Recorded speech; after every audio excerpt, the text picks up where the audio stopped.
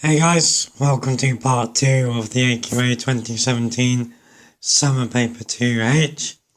So it's a calculator paper, higher tier, and in this video we are kicking off at question 13, which is this guy here.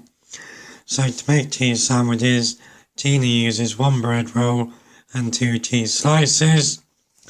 So then we've got the information about pack size and how much they cost. So 15 bread rolls costs £1.88 and a pack of 20 cheese slices costs £2.15. Okay, so she's going to buy enough packs so that she has exactly double the amount of cheese slices as she has bread rolls, and she can make more than 100 cheese sandwiches. So this is sort of a lowest common multiple question. So what we need to think of is over 100, what's the smallest multiple of 15 that multiplies by 2 to give us a number that 20 also goes into. So for example, if we go for the bread rolls, we could buy 105. That's a multiple of 15. But if we multiply that by 2 for the cheese slices, we would get 210. Now 20 doesn't go into 210, so those numbers are useless to us. Let's try the next multiple of 15, which is 120. If we multiply that by 2, then we get 240. So these are the numbers of things that we're going to need. So she's going to buy 120 bread rolls. So how many packs of bread rolls? If we do 120 divided by 15, then we get 8. So she is going to buy 8 packs of bread rolls, and then we need to work out how many packs of cheese. So 240 divided by 20 is going to give us 12.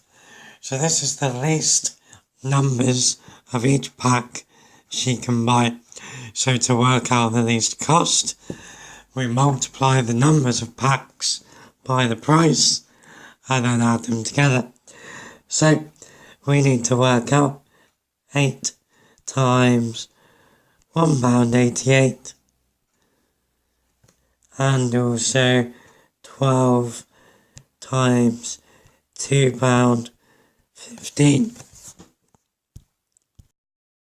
Okay, so 15 times £1.88 gives us £15 and 4p,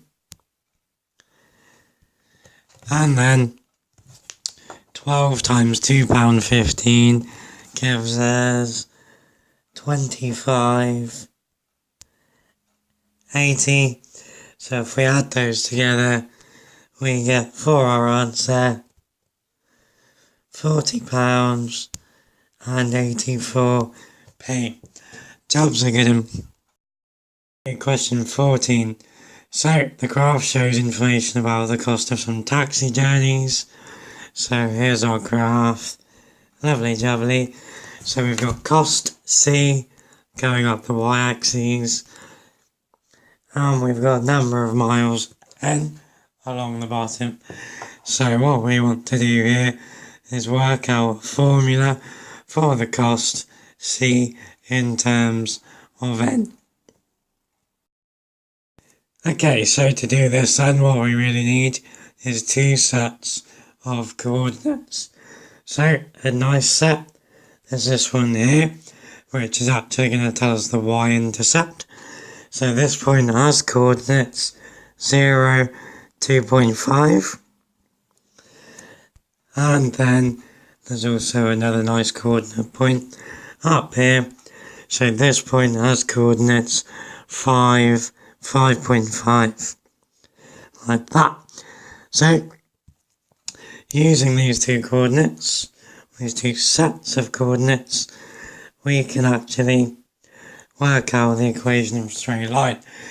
So remember, the general equation of a straight line is y equals mx plus c, where m is the gradient and c is the y-intercept.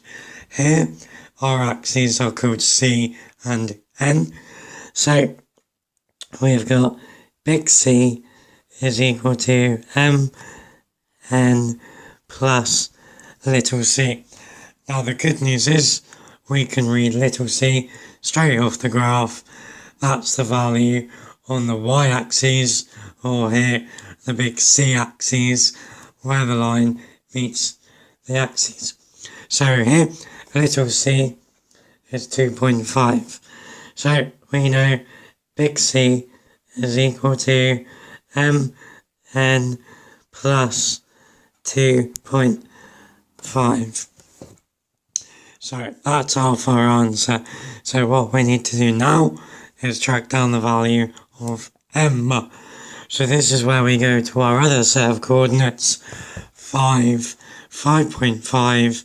So that's telling us when n is 5, c is 5.5.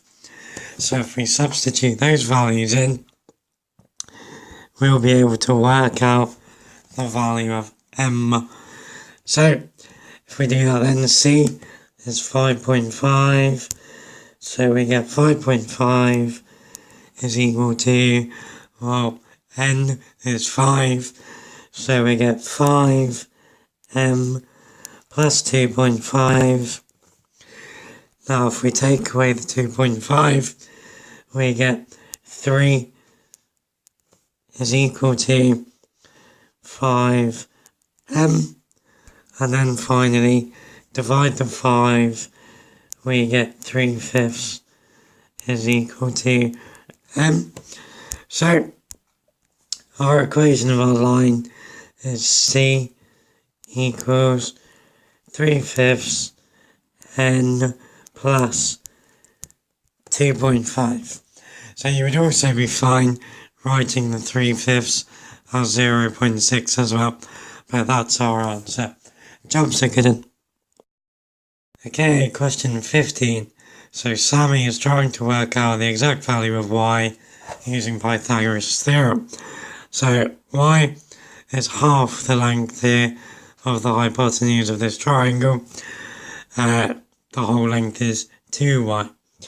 So this is one of those questions where we're asked what she's done wrong. So here's our lovely workings out down here. So we've got 2y squared is equal to 6 squared plus 8 squared. Blah blah blah blah blah. It gets down to our answer here, and we're asked what mistake has she made.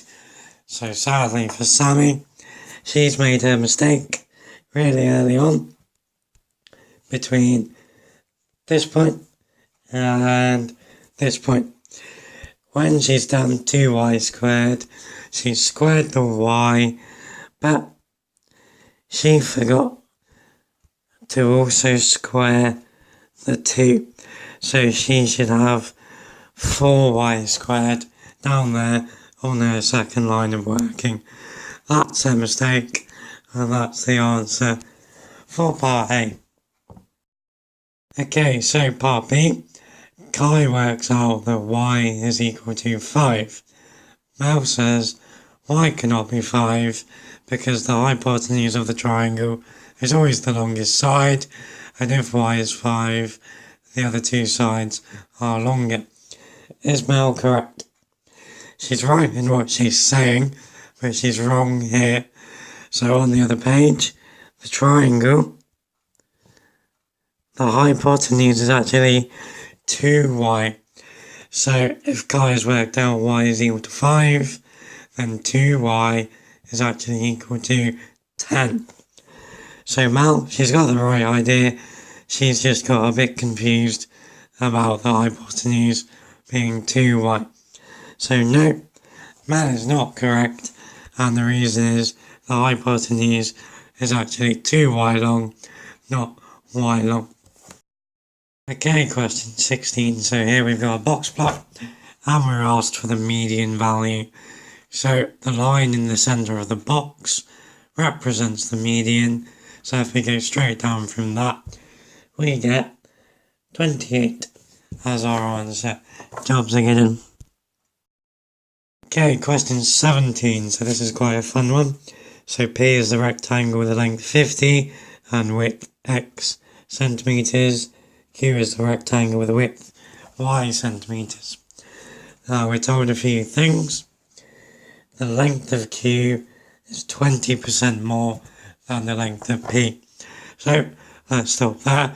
We can work out the length of Q. So if it's 20% more, remember we've got our calculator. So to increase 50 by 20%, we can do 1.2 times 50, and that will give us 60. So that's just a simple decimal multiplier. If that's tricky at all, check out my playlist on percentage increase and decrease. So we now know the length of rectangle Q is 60 centimetres. So what we can also do, we can work out the area of each rectangle. So rectangle P has area 50x and rectangle Q has area 60y. Okay, then we're told the area of Q is 10% less than the area of P. So how can we write that in equation form? First of all, let's decrease 50x by 10%. So 10% of 50 is 5. So 10% less than 50x is 45x. So we can then write 60y is equal to 45x. So that's just gone from the words rectangle Q has area 10% less than rectangle P. From the words to an equation, 60y is 45x. Okay, so the actual question is asking us to work out the ratio x to y and give it in its simplest form. So first thing we can do is simplify this equation. So if we've got 60y is 45x, then these guys have a common factor.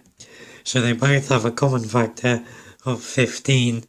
So if we divide both sides by 15, we get 4y is equal to 3x. So now we want to turn that into a ratio. So the trick to doing this is let's just write x to y underneath the equation. Now the coefficient of y becomes the x part of the ratio. So we get 4, 2, and then the coefficient of x becomes the y part of the ratio. So we get x to y is 4 to 3. Jobs are good. Okay, question 18. So we've got a Venn diagram question. So there are 86 teachers at a school, 42 are male and 44 are female. 1/3 of the males have blue eyes, 1/4 of the females have blue eyes. So then we've got this Venn diagram down here. So we've got two circles, one for the males and one for teachers with blue eyes. In the middle we've got the intersection. Where the two circles overlap, that's where males with blue eyes are going to go. So part A then asks us to complete the Venn diagram. So let's chuck through this information. So there are 42 males, 1/3 of those have blue eyes. So we need to find 1/3 of 42. So if you chuck in your calculator, 1/3 times 42, that's going to give you 14. So that tells us in the Venn diagram, in the intersection, we put 14. Now, in the just male part of the circle goes the rest of the males. So 42 take away 14 is 28.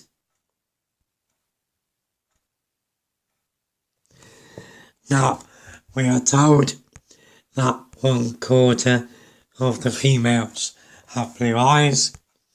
So there are 44 female teachers. So 1/4 of 44 is 11. So that means we put 11 in just the blue eye circle. So like that. Now the rest of the female teachers go out inside the rectangle but outside of the circles. So we just put a cheeky 33 outside like that. Okay, and then part B says a teacher who has blue eyes who's chosen at random, work out the probability that teacher is male. So if we go back up to our Venn diagram, now we're told this teacher chosen at random has blue eyes. So the set of people we are interested in is everybody inside of that circle. Now the males in there are the ones in the intersection in the middle. So we've got 14 male teachers with blue eyes, but inside of the blue circle there's 14, add 11 altogether, which is 25. So the probability is 14 out of 25. Okay, question 19. So this is a really nice big 5 marker. So Rana serves cakes in the ratio small to medium to large, 7 to 6 to 11. So we're told the profit on a medium cake is twice the profit of a small cake, and the profit on a large cake is 3 times the profit of a small cake. So we're told what a profit is, and we're asked to work out the profit on one small cake. So, big question.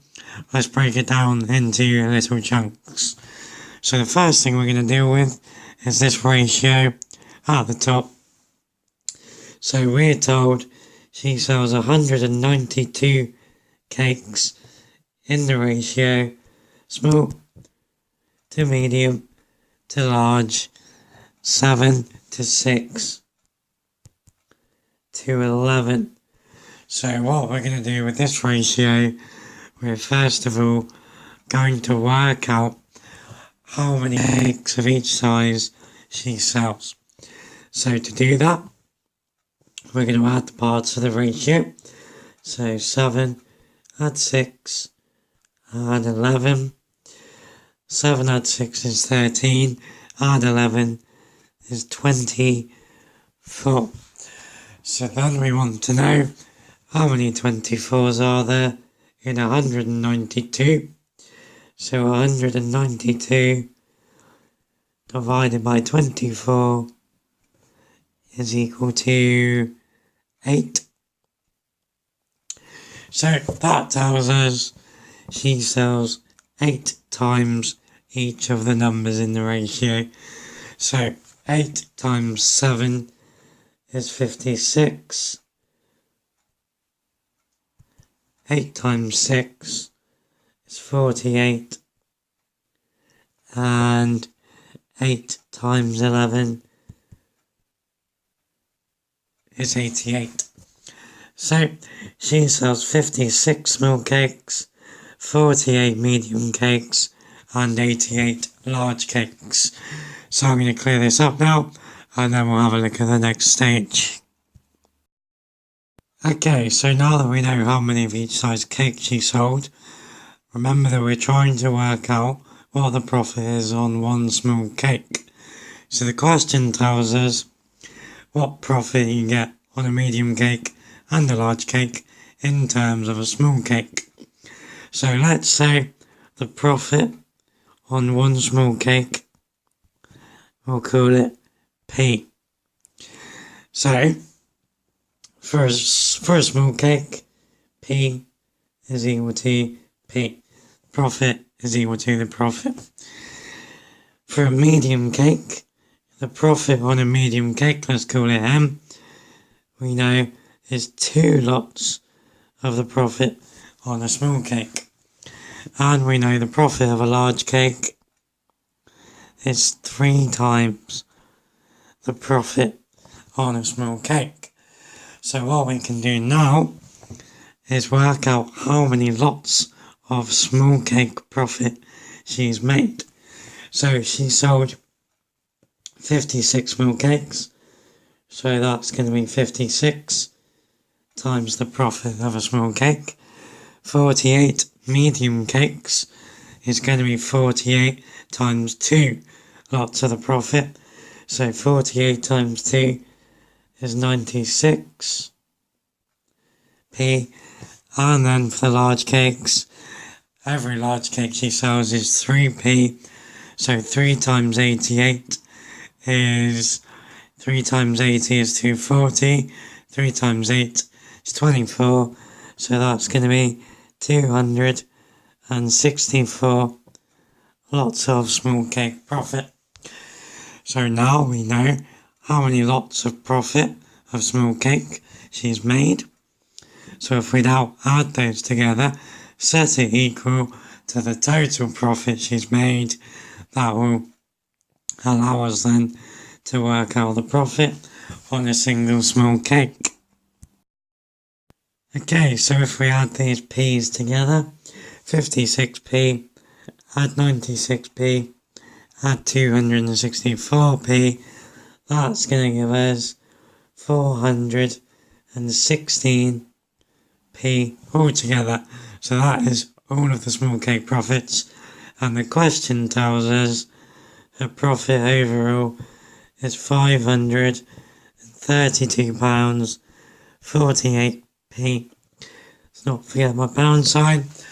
So to work out what a single p is, single profit on one small cake, we're going to do £532.48 divided by 416.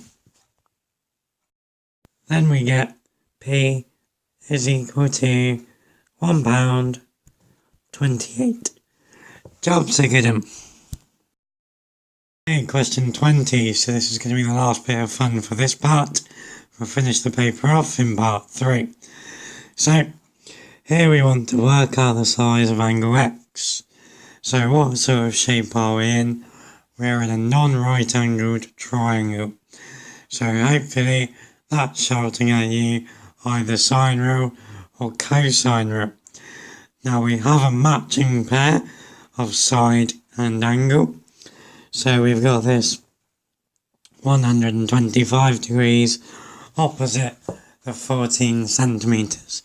So that tells us we can use the sine rule. So that's always good to not have to use the cosine rule.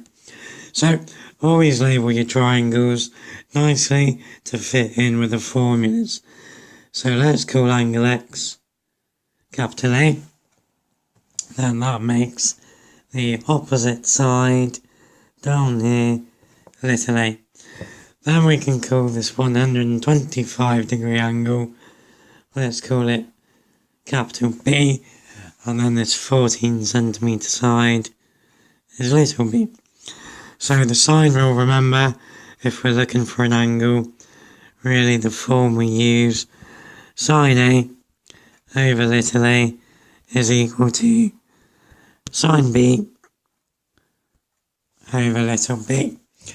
So if we substitute our things in here, we get sine of A over 6 is equal to sine 125 divided by 14. So we want to get sine of A on its own, multiplied through by the 6, and we would get sine of A is equal to 6 sine 125 all over 14.